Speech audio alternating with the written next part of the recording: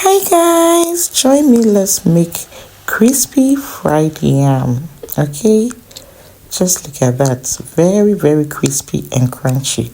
So in a bowl, I peeled and then cut my yams into biteable sizes.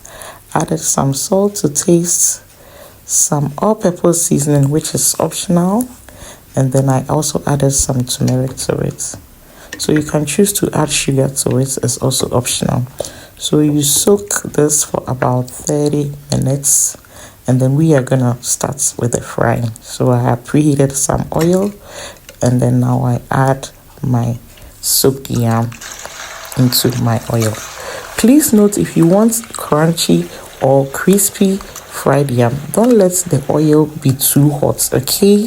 So you add some little water and then you cover it for it to gradually fry. Yes guys, this is the secret to crispy and crunchy yam. So you stir gradually and then make sure it doesn't burn, okay? Yeah, just look at that. It was so crispy. Nanede, jai. So follow this step-by-step recipe and give your family a treat, okay? So I paired mine with some sardine shito, sliced onions, and tomatoes. Guys, it was great. Thank you so much for the support. Your girl is back. Kindly give me that support you always give me. Just look at this. Who wouldn't want this crispy fried yam?